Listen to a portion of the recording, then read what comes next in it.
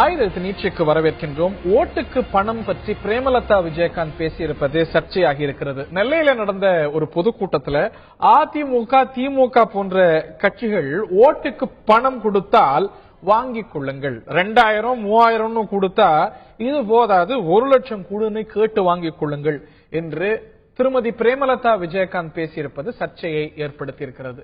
தவறாக புரிந்து கொள்ளப்பட்டதா அவருடைய பேச்சு? அவர் ஓட்டுக்கு பணம் என்ற கலாச்சாரத்தை எதிர்த்து அதை விமர்சித்து பேசிய பேச்சு தான் தவறாக புரிந்து கொள்ளப்பட்டிருக்கிறது அப்படின்னு மக்கள் நல கூட்டணி தலைவர்கள், தேமுதிக இவையெல்லாம் விளக்கம் கொடுக்கிறது. ஆனால் ஓட்டுக்கு பணம் கொடுப்பதை ஊக்குவிக்கிறார் என்ற ரீதியில் எதிர்க்கட்சிகள், சமூக ஆர்வலர்கள் குற்றஞ்சாட்டுகிறார்கள். ஓட்டுக்கு பணம் கொடுப்பதை ஊக்குவிக்கிறதா தேமுதிக, அல்ல இது தவறாக புரிந்து கொள்ளப்பட்டதா, திரித்து கூறப்பட்டிருக்கிறதா அவருடைய கருத்து? விவாதிப்போம். நிகழ்ச்சியில் நம்முடைய சட்ட பஞ்சாயத்து இயக்கத்துடைய திரு செந்தில் ஆறுமுகம் அவர்கள் பங்கேற்கிறார். அதே போல மதிமுகவிலிருந்து திரு காரை செல்வராஜ் அவர்கள் பங்கேற்கிறார். இருவரையும் நிகழ்ச்சிக்கு அன்போடு வரவேற்கின்றோம். இப்படிப்பட்ட முதல் கருத்தை தேமுதிக சொல்லியிருக்கிறதா? சொல்லக்கூடிய முதல் கட்சி தேமுதிகவா என்றால் இல்லை. டெல்லியில அரவிந்த் கெஜ்ரிவால் சொன்னார், மற்ற கட்சியெல்லாம் காசு கொடுப்பாங்க, வாங்கிக்கோங்க, எங்களுக்கு ஓட்டு போடுங்கன்னு. தேமுதிகவும் முதன்முறை சொல்லுதான்னா இல்ல, 2014 தேர்தலையும் சொல்லியிருக்கிறது, இம்முறையும் சொல்கிறது. இது இந்த கலாச்சாரத்தை எதிர்க்க ஒரு முள்ளை முள்ளால் எடுப்பது போல வைக்கக்கூடிய ஒரு விமர்சனமே தவிர இதை ஊக்குவிப்பது அல்ல அப்படிங்கிற ஒரு விளக்கம் கொடுக்கப்படுகிறது. Do you buy that? கண்டிப்பா கிடையாது. இது மிக தவறான பேச்சு. ஏற்கனவே சமீப காலங்களில் தேர்தல்கள் நடத்தப்படும் விதம் எப்படி நோக்கி போயிட்டு இருக்குன்னா, ஓட்டுக்கு பணம், வீட்டுக்கு இலவசம், பசிக்கு பிரியாணி, பிரச்சாரத்துக்கு பிராந்தி, வாக்கு வேட்டையாட ஜாதி அரசியல், வளர்ச்சிகளை பற்றி பேசாமல் உணர்ச்சி அரசியல், இதை நோக்கி மட்டுமே சென்று கொண்டிருக்கக்கூடிய தமிழக அரசியல் காலத்துல நாங்கள் அதிமுக திமுக கலாச்சாரத்துக்கு ஒரு மாற்று அப்படின்னு சொல்லிட்டு வந்திருக்கக்கூடிய ஒரு கட்சி தேமுதிகல இருந்து கிட்டத்தட்ட கடந்த 4 தேர்தல்கள்ல அவங்களோட சராசரி ஓட்டுகள் பார்த்தா கூட 27 லட்சம் வருது, 8% மேல இருக்கு. அப்படி இத்தனை லட்சம் மக்கள் நம்பி இருக்கக்கூடிய ஒரு கட்சியின் தலைவர், கட்சியின் முக்கிய பிரதிநிதி இப்படி பேசுவது மிக தவறான முன்னதாக. அவங்க நான் கொடுக்க போறேன்னு சொல்லல, கொடுப்பது தவறு அல்லன்னு சொல்லல, கொடுப்பதை எதிர்ப்பதற்கு இப்படி ஒரு அடிப்படையே என்ன சொல்ல வர்றாங்கன்னா, அதிமுகவும் திமுகவும் இவ்வளவு காலம் பல ஆயிரம் கோடிகளை கொள்ளையடித்துள்ளார்கள். ஊழல் செய்து, நியாயமான ஊழல் செய்து உங்கள் பணத்தை, மக்கள் வரி பணத்தை கொள்ளையடித்துள்ளார்கள். அப்ப கொள்ளையடித்த பணத்தை தான் குடிக்கிறார்கள், ஆகவே இதை வாங்கிக் கொள்ளுங்கள் அப்படிங்கிறது. கொள்ளையடித்திருந்தார்கள் என்றால் அவர்களை நாங்கள் சிறைக்கு அனுப்புவோம்னு சொல்லணும். அவங்க கொள்ளையடித்த பணத்தை அத்தனையும் பறிமுதல் செய்து அரசு கஜானாக்கு கொண்டு வரணும்னு சொல்லுவோம். ஏன்னா ஏற்கனவே மக்கள் மத்தியில் ஒரு புறம் ஏழ்மை, இன்னொரு பக்கம் இந்த மாதிரி முன்னாடியே வேற வேற தலைவர்கள் தப்பா சொல்லி ஓகே பணம் தர சரிதானோ அப்படின்னு ஒரு தவறான சூழல்ல 2000 3000 எல்லாம் கொடுத்தா போதாது, 1 லட்சம் கொண்டாங்க கேளுங்க அப்படின்னு. அது யதார்த்தமான விஷயம் அல்ல. அதாவது என்ன சொல்றாங்க, கொடுக்கப்படுவது 2000 3000 1000 500 நிறைய மாதிரி பேசப்படுது. ஆனா அவங்க என்ன சொல்றாங்க, இன்னும் சொல்ல போனா பல சமூக ஆர்வலர்கள் கூட, இதே நிகழ்ச்சியில பங்கு பெற்ற எலெக்ஷன் இன்டெகிரிட்டிக்காக போராடக்கூடிய பிரமுகர்கள் கூட, உங்க ஓட்ட 2000 3000 வித்தாதீங்க, அதோட மதிப்பு 90000 ஒரு மூத்த தலைவர் சொல்றாரு, ஒரு இன்டெகிரிட்டிக்காக போராடக்கூடிய முன்னாள் IAS அதிகாரி சொல்றாரு. இதனது நோக்கம் என்னன்னா, அவ்வளவு சீப்பல் அவங்களுடைய ஓட்டு, சில ஆயிரத்துக்கு ஏமாந்து ஓட்டு போட்டுறாதீங்க, உங்களுடைய ஓட்டு விலை மதிக்கத்தக்கது. அதுதான் வேற தொழில் அவங்க வெளிப்படுத்த கண்டிப்பா கிடையாது. இன்னைக்கு இளைய தலைமுறை, ஏராளமான லட்சக்கணக்கான இளைய தலைமுறையினரும் ஏழ்மை நிலையில் இருக்கக்கூடிய மக்களும் இப்படிப்பட்ட ஒரு பிரதிநிதியே பேசுறப்ப அது சரிதானோ அப்படின்னு தவறான முன்னுதாரணத்தை ஏற்படுத்தும். கண்டிப்பா இது ஏற்றுக்கொள்ள முடியாது. இது ஜனநாயக படுகொலை. சட்டப்படி பார்க்கும்பொழுது மக்கள் பிரதிநிதி சட்டமோ இல்லாட்டி IPCயோ இது ரெண்டுத்திலையுமே இது குற்றம். தேர்தல் ஆணையம் அறிவித்திருக்கிறது, ஓட்டுக்கு பணம் கொடுப்பவர்களும் மட்டுமல்ல, ஓட்டுக்கு பணம் பெறுபவர்களும் சட்டப்படி ஜெயில் தண்டனைக்கு தகுதியானவர்கள், அவங்க மேல அந்த நடவடிக்கை வரைக்கும் பாயத்துக்கான சூழல் உண்டுன்னு. அப்படி இருக்கும் பொழுது இது அந்த ஒரு கலாச்சாரத்தை ஊக்குவிக்கக்கூடியதாக இருக்கிறது. முகாந்திரமா பார்க்கும்பொழுது ஒரு சட்டவிரோத செயலை ஊக்குவிக்கிற மாதிரி இருக்குங்கிற ஒரு குற்றச்சாட்டு. இல்ல பொதுவா அதோட நோக்கம், எந்த நோக்கத்திற்காக அந்த கருத்தை அவங்க இந்த தேர்தல் பரப்புரையில சொன்னாங்கிறத பார்க்கணும். ஒன்று, 2 செய்திகள் அதுல சொல்றாங்க. 2000 3000 ரூபாய், 500 ரூபாயோ 1000 ரூபாயோ கடந்த தேர்தலிலே வாக்குகளுக்கு அதிமுகவும் திமுகவும் பணம் கொடுத்து தான் அந்த வெற்றிகளை பெற்றார்கள். அவர்கள் பெற்ற வெற்றி பணத்தின் மூலமாக வந்த வெற்றி என்கிற செய்தியை சொல்லுவது மட்டுமல்லாமல், அவர்கள் கொடுக்கிற பணம் எல்லாம் இந்த 2 இயக்கங்களும் லஞ்சம் வாங்கி கொள்ளையடித்து சேர்த்த பணங்கள் தான். இந்த ரெண்டு விஷயங்களை அந்த மக்கள் மத்தியிலே புரிய வைக்கணும்னு ஆசைப்படுறாங்க. அந்த ரெண்டு நோக்கம் தான். அந்த ரெண்டு நோக்கத்திற்கு சொல்லுகிற நல்ல நோக்கம், மாற்று கருத்துல நாங்க கொடுக்க போறேன்னு மக்கள் நல கூட்டணியும் பிரேமலதாவோ சொல்ல, திரு விஜயகாந்த் சொல்ல. ஆனா அதை சொல்வது அப்படிங்கிறது யார் பணம் கொடுத்தாலும் ஓட ஓட விரட்டுங்க, ஏற்றுக்கொள்ளாதீர்கள், அது சட்டவிரோதமானது, சட்டம் இதை வாங்குவது குற்றம் என்று சொல்கிறது. ஓட ஓட விரட்டுங்கன்னா கூட இல்ல இல்ல இல்ல அதுவும் வாங்கிக்கோங்க. ஆனா இவ்வளவு கூட கூடன்னு கேட்கல, அவங்க 1 லட்சம் கேட்கறாங்க, ஒரு சில ஆயிரமா கூட கேட்போம். ஒரு சாமானிய சில பரப்புரை நிகழ்ச்சிகளிலே ஓட்டுக்கு பணம் வாங்குவது தவறு என்ற செய்திகளையும் நாம் பதிவு வைத்துக் கொண்டிருக்கிறோம். அப்படி பணம் கொடுக்க வருபவர்களே ஓட ஓட விரட்டுங்கள் என்று சொன்னால் வன்முறையை நாங்கள் கொண்டு வந்து இந்த தேர்தல் களத்தில் விதைக்கிறோம். போலீஸ்ல பிடிச்சு கொடுங்க, நான் என்ன சொல்றேன், இங்க கடந்த தேர்தலில் இதற்கான முயற்சிகளை தேர்தல் ஆணையம் எடுத்தது. ஆனால் இறுதியிலே தேர்தல் ஆணையத்தினுடைய அதிகாரி என்ன சொன்னாங்க, பணம் கொடுக்கப்பட்டதை தடுப்பதற்கு எங்களுக்கு வழி இல்லை என்று சொன்னார். முழுவதுமா முடியல. இப்பொழுது 2016 தேர்தலிலே அப்படி பணம் கொடுக்க விடாமல் தேர்தல் ஆணையம் தடுத்து தேர்தலுக்கு பணமே கொடுக்கவில்லை என்கிற ஒரு சூழ்நிலை வந்தால் அதனுடைய விவாதமும் அதனுடைய பேச்சும் திசை மாறிய பேச்சுக்களாக எடுத்துக்கொள்வதில் அர்த்தம் இருக்கிறது. ஆனால் இன்று வரையில் தேர்தலில் கொண்டு போன பணங்கள், பிடிக்கப்பட்டிருக்கிற பணங்கள் அனைத்தும் இதுவரைக்கும் வந்திருக்கிற செய்திகள் வியாபாரிகளிடமிருந்து போன செய்திகள். அண்ணன் அவர்கள் சொல்லும்போது ஒரு கருத்தை சொன்னாங்க, அதாவது ஊழல் செய்தார்கள், லஞ்சம் செய்தார்கள் என்று சொல்வதே நாங்கள் அந்த லஞ்சம் செய்த பணத்தை எல்லாம் நாங்கள் திரும்ப பிடிப்போம், அரசாங்க கஜானாவுக்கு கொண்டு வர வேண்டியது, அப்படித்தானே அவர்கள் பேசியிருக்க வேண்டும் என்று சொன்னார்கள். மக்கள் நல கூட்டணியோட தேமுதிகவுடைய கூட்டணியுடைய மக்கள் நல கூட்டணியுடைய செயல் திட்டத்தில் கொடுத்திருக்கிற ஒரு கருத்து, ஏற்கனவே ஊழல் செய்து சேர்ந்த பணத்தை எந்த அமைச்சர்கள் பெற்றிருந்தாலும் அவர்களிடமிருந்து பறிமுதல் செய்வோம் என்பதே எங்களுக்கு குறைந்தபட்ச செயல்பாடுகள் எல்லாமே உண்டுதான். அதுவுமே பாத்தீங்கன்னு சொன்னா நாங்கள் பதிப்போம், கொண்டு வந்து கஜானாவில் சேர்ப்போம், அதற்கு விமர்சனங்கள் வராமல் இல்லை. தேர்தல் நேரங்களிலே எடுத்து வைக்கிற எந்த அந்த நிலைப்பாடு இது ஒண்ணான்னு கேட்கிறேன். இல்ல அந்த நிலைப்பாடு நம்ம எல்லாத்தையுமே ஒற்றுமைப்படுத்தி பார்த்திட முடியாது. 2014 தேர்தலில் திரு விஜயகாந்த் இன்னும் தெளிவாக விளக்கினார், நீங்க எல்லாத்தையும் மனம் வாங்கிக்கோங்க, ஆனா உங்க மனசாட்சிப்படி ஓட்டு போடுங்கன்னு. எது இந்திய அரசியலமைப்பு சட்டத்துல, ஆர்பிஐ ஆக்ட்ல, மக்கள் பிரதிநிதித்துவ சட்டத்துல, ஐபிசில குற்றம் இருக்கோ அதை செய்யணும் சொல்றது சரியா? இதற்கும் நீ பணக்கார வீட்டுல திருடுங்கிறதுக்கும் என்ன பெரிய இல்ல இல்ல அதுல நீங்க ஒரு அதாவது நேரடியாக மக்களிடம் சில செய்திகளை கொண்டு சென்று சொல்லுவது ஒன்று, மறைமுகமாக மக்களிடம் செய்திகளை விளக்கி சொல்லுவது என்ன செய்தி போகுது இல்ல சொல்றேன். அதாவது மக்கள்கிட்ட ஒரு ஓட்டுக்கு 1 லட்சம் ரூபாய் கொடுப்பார்கள் என்று மக்கள் நினைப்பார்களா? அதுதான் நான் சொன்னேன், 500 ரூபாய் இல்ல மக்கள் நினைப்பதற்கான வாய்ப்பு. 1 லட்சம் ரூபாய் 2000 ரூபாய் 3000 ரூபாய் கேட்டோம், 10,000 ரூபாய் கேட்போம், ஒரு மிடில் அப்படிதான் பார்க்கணும். ஒரு பொறுப்புள்ள ஒரு எதிர்கட்சியாக இருப்பவர்கள், ஒரு மகளிரனுடைய செயலாளர் மரியாதைக்குரிய பிரேமலதா விஜயகாந்த் அவர்கள் மக்களிடம் நீங்கள் பணம் வாங்கிக்கிட்டு ஓட்டு போடுறீங்க அப்படிங்கிற சொல்லுகிற செய்தியை நேரடியாக சொல்லுகிற செய்தியாக நிச்சயமாக இன்றைக்கு தமிழக தேர்தல் களத்தில் சட்டத்திற்கு நேரடியாக போன சட்டத்திற்கு 2014 தேர்தலில் சொன்னாரா இல்லையா, எல்லாத்தையும் பணம் வாங்கிக்கோங்க, மனசாட்சிப்படி ஓட்டு போடுங்க. அவர் மட்டும் சொல்லல, அதே காலத்துல திரு அரவிந்த் கெஜ்ரிவால் அந்த கருத்தை சொன்னாரு, அவர் மேலேயும் வழக்கு பாஞ்சது. அவங்களுடைய அர்த்தம், அவங்க நோக்கம் புரிந்து கொள்ள முடிகிறது. ஆனா அவங்க சொல்லக்கூடிய கருத்து தவறா புரிதலுக்கு, தவறான தவறான புரிதலுக்கான காரணங்கள் நிறைய இருக்கு. தேர்தல் களத்திலே சொல்லுகிற ஒவ்வொரு வார்த்தைக்கும் அர்த்தம் இருக்கிறது என்று தெரியும், அது தவறாக புரிந்து கொள்ளப்பட்டிருக்கிறதே தவிர 2 செய்திகளை சொல்ல வருகிறார்கள். பணம் வாங்காதீர்கள், ஊழல் செய்த பணம், கொள்ளையடித்த பணம் தான் உங்களிடம் சேர்கிறது என்று 2.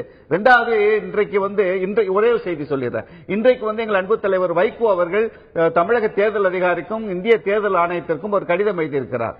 நேற்று இரவு 27ஆம் தேதி நேற்று இரவு ஒரு கண்டெய்னர் லாரி முழுக்க பொருட்களோடு திருதாவூர் மங்களாவுக்கு செல்லுகிற பொழுது அங்கே இருக்கிற கிராம மக்கள் அந்த வண்டியை நிறுத்தி இதில் என்ன கொண்டு சென்றீர்கள் என்று கேட்கிற பொழுது அவர் விறகும் நிலக்கரியும் கொண்டு போறோம் என்று சொல்லி அந்த கண்டெய்னர் சிறுதாபூர் பங்களாவிற்குள்ளே சென்றிருக்கிறது. இரண்டாவது, இன்றைக்கு காலை விடிகாலை தார்பாலின் போர்த்தப்பட்ட 10 லாரிகள் சிறுதாபூர் பங்களாவிற்கு உள்ளே சென்றிருக்கிறது. 5 அமைச்சர்கள், இப்பொழுது சமீபத்தில் வந்த செய்தி, ஒரு 5 அமைச்சர்கள் ஐவரணி என்ற ஐவரனிடம் எடுக்கப்பட்ட பணம், கொள்ளையடித்த லஞ்சம் செய்து சேர்க்கப்பட்ட பணங்கள் முழுவதும் சிறுதாபூர் பங்களாவிற்குள் கொண்டு செல்லப்படுகிறோ என்ற ஐயம் வருகிறது. சிறுதாபூர் பங்களாவிற்குள் சென்று சோதனை நடத்த வேண்டும் என்கிற சூழ்நிலையும் இன்றைக்கு தமிழக தேர்தல் ஆணையம் குற்றச்சாட்டா இருக்குது. தேர்தல் ஆணையம் தான் பார்க்கணும், அது வரைக்கும் அது வெறும் குற்றச்சாட்டு தான்.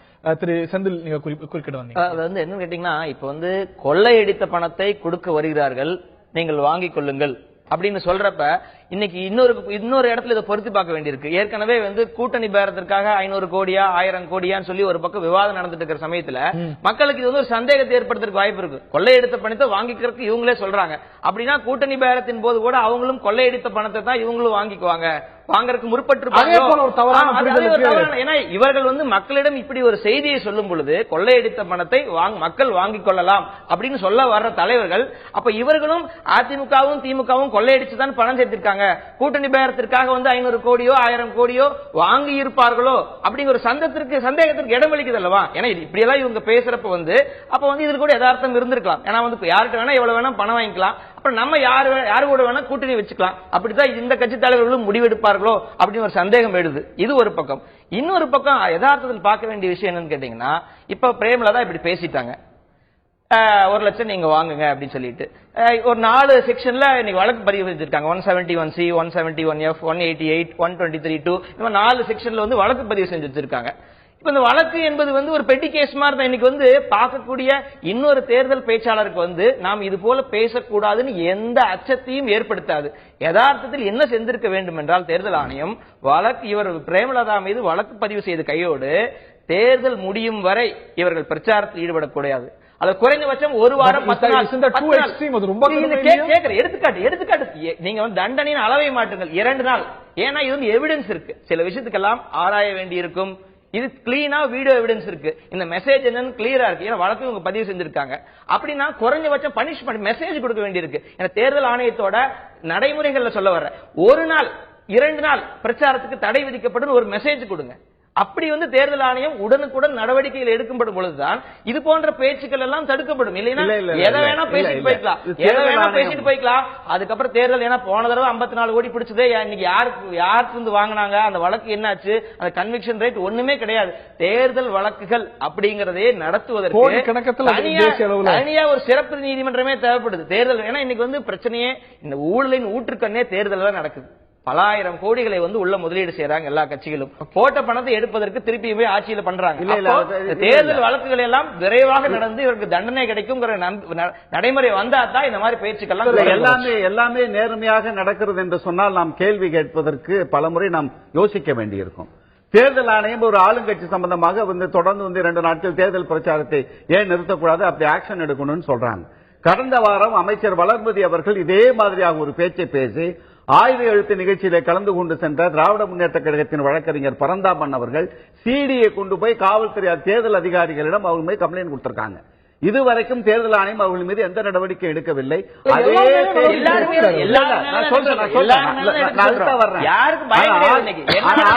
இப்பொழுது நடந்து கொண்டிருப்பது என்னன்னு கேட்டீங்கன்னா, தேர்தல் ஆணையத்தின் மீது நம்பிக்கை வருகிற மாதிரியான நடவடிக்கைகள் இதுவரையில் கடந்த தேர்தல் போக இந்த தேர்தலில் திட்டங்கள் வந்து கொண்டிருக்கிறதே தவிர, அது ஆளுங்கட்சி கொடுக்கிற பணம், ஆளுங்கட்சி செய்கிற தவறுகளை இதுவரையில் தட்டி கேட்டதாக எந்த ஒரு வரலாற்று ஆவணங்கள் நம்மகிட்ட இல்ல. எதிர்கட்சிகள் செய்கிற பொழுது அதை உடனடியாக தட்டி கேட்பதும், ஆளுங்கட்சி செய்கிற பொழுது அது பாராமுகம். தேர்தல் ஆணையம் என்பது தமிழக அரசாங்க அதிகாரி. அவர் என்ன சொல்றாரு, சில விஷயங்கள்லாம் ஆதாரப்பூர்வமானது, சில விஷயங்கள் எல்லாம் கண்டறியணும். இது உண்மையிலேயே முறைகேடு இருக்கா இல்லாட்டி ஊழல் இருக்கா அதெல்லாம் பார்க்கணும். ஆனா இதெல்லாம் இந்த பேச்சுக்கள், துவேஷ பேச்சுக்கள், இந்த மாதிரி சில விஷயங்களை தூண்டுவது, இவையெல்லாம் உடனுக்குடன் அணுகக்கூடிய வாய்ப்புள்ள விஷயங்கள். அதை நான் மறுக்கல, அதை நான் மறுக்க முடியாது. நீங்க 2014 தேர்தலில் பார்த்தோம், நீங்க ஒரு பிரதமர் வேட்பாளர் அந்த மோடி துண்டு துண்டா போடுவேன்னு ஒரு வேட்பாளர் பேசினார். இந்த மாதிரியான விஷயங்கள்லாம் உடனடியாக அணுகக்கூடியது. ஐ எம் நாட் ஈக்குவேட்டிங், அதையும் இதையும் நான் ஒப்பிடுவது மிக தவறான விஷயமா இருக்கும், நான் அதை செய்யல. ஆனா ஒரு ஸ்பீச் அப்படின்னு பார்க்கும்போது, அதுவும் ஒரு ஆதாரம் இருக்கும்போது உடனுக்குடன் ஆக்ட் பண்ணலாம். இல்ல சட்டம் தன் கடமையை செய்ய வேண்டும் என்பதிலே மாற்று கருத்து இல்லை. நான் சொல்ல வருவதெல்லாம் பிரேமலதா அவர்கள், விஜயகாந்த் அவர்கள் சொன்னது எல்லாமே என் நல்ல நோக்கத்தின் அடிப்படையில் மக்கள் தவறான ஒரு சாதாரண ஆளும் கூட ஒரு புரியக்கூடிய விஷயம் தானே. இவங்க அந்த கலாச்சாரத்தை எதிர்த்து தான், அந்த கலாச்சாரத்தை மிக கடுமையா எதிர்த்து தான் இந்த கருத்தை சொல்றாங்க. அப்படிங்கும்போது ஒரு கிண்டல் பண்ணுவதெல்லாம் அப்படியே நேரடியான அர்த்தம் முடியுமா? இல்ல இல்ல, அதாவது இன்னைக்கு பெருவாரியான மக்கள் ஏழை மக்களா இருக்கக்கூடிய ஒரு சூழல்ல ஏதாவது கிடைச்சா வாங்கி பல நேரங்கள்ல பார்த்திருக்கோம். இலவச பொருட்களுக்கு வரிசையில் நின்று செத்து போன அரசியல் என்று செத்து போன மக்களை எல்லாம் நம்ம பார்த்திருக்கோம். அப்படி இருக்க சமுதாயத்தை நம்ம சமுதாயம் என்ன நிலையில் இருக்குங்க அடிப்படையில் வச்சுதான் இந்த தலைவர்கள் வந்து மக்கள்கிட்ட பேச வேண்டியிருக்கு. இளைஞர்கள் புதுசா ஓட்டு போட வரக்கூடிய இளைஞர்கள் இவங்க எல்லாம் பாக்குறப்ப வந்து ஓட்டுக்கு பணம் அப்படிங்கிற கலாச்சாரம் வந்து ஒன்னும் தவறில்லை அப்படிங்கிற மெசேஜ் தான் கண்டிப்பா வந்து அவர்கள் பேசியதன் மூலம் போய் சேரும். அவர்கள் ஏதோ இதை கிண்டல் செய்வது போலயோ அல்லது வந்து ஓட்டுக்கு பணம் கொடுத்தா வாங்காதீங்கிற மாதிரி செய்தி இதில் கிடையாது. நீங்க சொன்ன மாதிரி வந்து இவர் மட்டும் இல்ல, விஜயகாந்த் இதுக்கு முன்னாடி மிக தெளிவா பேசினார். நோக்கம் தவறலன்னு உணர்றீங்க, நோக்கம் தவறலன்னு உணர்றீங்க, அவங்க சொல்லக்கூடிய நோக்கம் இல்ல, அவங்க நோக்கம் தவறில்லை, ஆனா செய்தி வந்து சரியாக போய் சேராது. செய்தி வந்து கண்டிப்பா வந்து எதிர்மறையான கருத்து தான் போய் சேரும் மக்களிடம். ஓட்டுக்கு பணம் கொடுக்கக்கூடிய கலாச்சாரம் தொடர்ந்து கவலையை தொடர்ந்து தமிழ்நாட்டு அரசியல்ல ஏற்படுத்தி வருகிறது. தொடர்ந்து பேசுகின்றோம், அரசியல் தலைவர்கள் பேசுறாங்க. பிரேமலதா பேசுவது போல திரு விஜயகாந்த் 2014 பேசியிருக்கிறார், திரு அரவிந்த் கெஜ்ரிவால் பேசியிருக்கிறார், அவர் மீதும் வழக்கு பாய்ந்தது. இந்த ஒரு கலாச்சாரம் தொடர் விவாத பொருளாக மாறி இருக்கிறது. இந்த தேர்தலில் இது ஒரு காரணியாக இருக்கக்கூடாது, நடக்கக்கூடாதுங்கிறது தான் எல்லாருடைய எதிர்பார்ப்பு. இது குறித்து இந்தியால பல தேர்தல்கள் நடத்திய முன்னாள் தலைமை தேர்தல் ஆணையர் கோபால் சுவாமி இந்த கலாச்சாரம் குறித்து என்ன சொல்கிறார் அப்படிங்கறது இறுதியான செய்தியா பார்த்து இந்த நிகழ்ச்சியை நிறைவே செய்யலாம்னு பார்க்கிறேன். திரு கோபால் சுவாமி, முன்னாள் இந்திய தலைமை தேர்தல் ஆணையர், இந்த கலாச்சாரம் கட்டுப்படுத்த கூடியது என கருதுகிறாரா? பணம் கொடுக்குறாங்க, தடுக்கணும் அப்படிங்கறத பெரிய சவாலா இருக்கு உங்க தேர்தல் ஆணையத்துக்கு. இது வந்து அவங்க முழுமையா தடுக்க முடியும்னு நம்புறீங்களா? தடுக்க முடியாது. எல்லாரும் திருடனா இருந்தா ஒரு போலீஸ்காரனால முடியுமா? முடியாது. ஜனங்கள் கேட்கிறார்கள், அவர்கள் கொடுக்கிறார்கள். இப்ப கொடுக்கிறவன குறை சொல்லணுமா, கேட்கறவங்க குறை சொல்லணுமா? ஆனா ஒட்டுமொத்தமா ஒரு ராஜ்யத்தை பூரா இந்த மாதிரி கேட்கும்படியான பிச்சைக்காரெல்லாம் ஆக்கின பெருமை தமிழ்நாட்டுக்கு மட்டும்தான் உண்டு. இது கசப்பான யதார்த்தமாக இந்த ஒரு கலாச்சாரம் மாறிவிட்டதோ, தடுக்க முடியாத ஒரு விஷயமாக மாறிவிட்டதோங்கிற ஒரு அச்சம் பல தேர்தல்களை, தமிழ்நாடு தேர்தல் உள்ளிட்ட பல தேர்தல்களை நடத்திய முன்னாள் இந்திய தலைமை தேர்தல் ஆணையர் சொல்லும் பொழுது அந்த அச்சம் நமக்கெல்லாம் கூடவே எழுகிறது. இது நிச்சயமாக இந்த ஒரு கலாச்சாரம் நம்மை விட்டு, நம் நாட்டை விட்டு, மாநிலத்தை விட்டு போக வேண்டும் அப்படிங்கிறது எண்ணம். அதுல இருந்து வெகு தொலைவாக இருக்கிறோமோ அப்படிங்கிற ஒரு அச்சம் எழுகிறது. அதற்கான அவசியம் இல்லை அப்படிங்கிற நிலையை மெய்ப்பிக்கக்கூடிய ஒரு தேர்தலா இந்த தேர்தல் இருக்கணும் அப்படிங்கிறது தான் எல்லாருடைய அவா. இந்த நிகழ்ச்சியில பங்கு கொண்ட விருந்தினர்கள் இருவருக்கும், பார்த்த நேர்களுக்கும் நன்றி, வணக்கம்.